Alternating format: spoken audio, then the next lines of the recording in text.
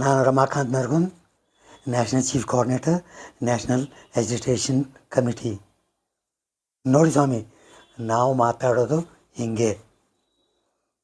ಎಲ್ಲಿವರೆಗೂ ನಮ್ಮ ಪೆನ್ಷನ್ದಾರಿಗೆ ಪೆನ್ಷನ್ಗಳನ್ನು ಕೊಡಿಸೋದಿಲ್ವೋ ನನ್ನ ವಿಡಿಯೋಗಳು ರೆಗ್ಯುಲರಾಗಿ ಬರ್ತಾಯಿದೆ. ರೀಸೆಂಟಾಗಿ ನಾವು 1 ಫೆಬ್ರವರಿನಲ್ಲಿ ನಮ್ಮದು ಬಜೆಟಲ್ಲಿ ಬಂದು ನಮ್ಮೆಲ್ರಿಗೂ ಮಿನಿಮಮ್ ಪೆನ್ಷನು ಹಾಗೂ 31 ಮಾರ್ಚಲ್ಲಿ ಒಳಗಡೆ ಈ ಹೈಯರ್ ಪೆನ್ಷನ್ನ ಈ 17 ಲಕ್ಷ ಅಪ್ಲಿಕೇಶನ್ಗಳು ಏನಿದೆ ಅದು ಕೂಡ ಸೆಟ್ರೈಟ್ ಮಾಡೋಕ್ಕೆ ಸರ್ಕಾರದ ಜೊತೆಗೆ ನಮ್ಮ ಮೀಟಿಂಗ್ ನಡೆದಾಗ EPF ಆಫೀಸು, ಫೈನಾನ್ಸ್ ಮಿನಿಸ್ಟ್ರು ಹಾಗೂ ಬೇರೆ ಬೇರೆ ವಿವಿಧ ಡಿಪಾರ್ಟ್ಮೆಂಟ್ಗಳಿಂದ ನಮಗೆ ಕೇಳಿಬಂದ ಸುದ್ದಿ. ಅದಕ್ಕೆ ಅಲ್ಲಿವರೆಗೂ ನಾವು ಏನು ಮಾಡಬೇಕು? ನಿಮಗೆ 3 ಅಪ್ಲಿಕೇಶನ್ ಕೊಟ್ಟು ಕಳಿಸಿದ್ವಿ. ಮೊದಲನೇ ಅಪ್ಲಿಕೇಶನ್ನು ನಿಮ್ಮ ಕಾನ್ಸ್ಟಿಟ್ಯೂಯೆನ್ಸಿಯಲ್ಲಿ ಯಾರ್ಯಾರು MP ಗಳಿದ್ದಾರೋ ಅವ್ರಿಗೆ ಹೋಗಿ ಕೊಟ್ಟು, ಸರ್ ಇದೆಲ್ಲ ಆಶ್ವಾಸನೆ ಕೊಟ್ಟಿದ್ದಾರೆ, ನೀವು ಇದಕ್ಕೆ ಕೈ ಜೋಡಿಸಿ ನಮ್ಮವ್ರಿಗೆ ಮಿನಿಮಮ್ ಪೆನ್ಷನ್ ಹಾಗೂ ಹೈಯರ್ ಪೆನ್ಷನ್ ಸೆಟ್ಲ್ ಮಾಡೋಕ್ಕೆ ಸಹಾಯ ಮಾಡಿ. ಎರಡನೇದು,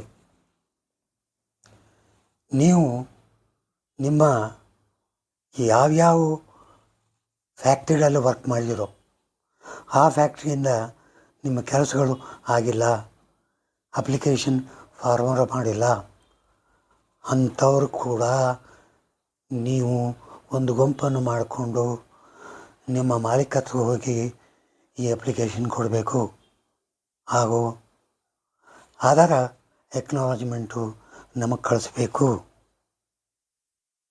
ಇದು ಯಾಕೆ ನಾನು ಹೇಳ್ತಾ ಇದ್ದೀನಿ ಅಂದರೆ, ಇವೆಲ್ಲ ಮಾಡಬೇಕಂತ ಕಾರ್ಯಕ್ರಮ.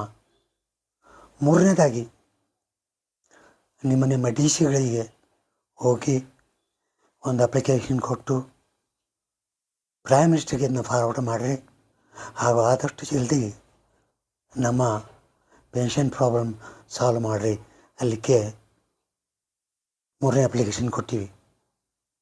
ದಯಮಾಡಿ ಇವು 3 ಅಪ್ಲಿಕೇಶನ್ಗಳನ್ನು ಸೀರಿಯಸ್ಸಾಗಿ ಫಾಲೋಅಪ್ ಮಾಡಿ ಒಂದಾದಮೇಲೆ ಒಂದು 1 ಫೆಬ್ರವರಿ ಒಳಗೆ ಎಲ್ಲರೂ ಇದನ್ನು ಮುಗಿಸ್ರಿ. ಮತ್ತೆ ರಿಪೀಟ್ ಮಾಡ್ತೀನಿ. 1, MP ಗಳಿಗೆ ಲೆಟ್ರ್ ಕೊಟ್ಟು ಅವರಿಗೆ ಸೆಟ್ಲ್ ಮಾಡೋಕ್ಕೆ ಕೇಳ್ಕೊಳ್ಳೋದು. 2ನೇದು, ನಿಮ್ಮ DC ಅವರಿಗೆ ಮೀಟ್ ಮಾಡಿ ಅವ್ರ ಮುಖಾಂತರ ಪ್ರೈಮ್ ಮಿನಿಸ್ಟ್ರಿಗೆ ಮನವಿ ಕಳಿಸೋದು.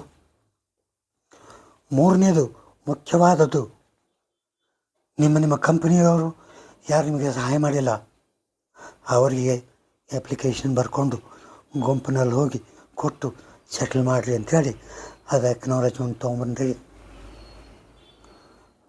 ನಮ್ಮ ಕೆಲಸ ಯಾವಾಗ ಮುಗಿಯುತ್ತಂದರೆ ಈ ಪೆನ್ಷನ್ ಡಿಕ್ಲೇರ್ ಮಾಡಿದರೆ ಅಷ್ಟಲ್ಲ, ಭಾರತಾದ್ಯಂತ ಎಷ್ಟು ಜನ EPS 95 ಪೆನ್ಷನ್ದಾರರು ಇದ್ದಾರೋ ಅವರಿಗೆ ಪೆನ್ಷನ್ ಕೊಡಿಸೋವ್ರಿಗೂ ನಮ್ಮ ಕೆಲಸ ಮುಗಿದಿಲ್ಲ.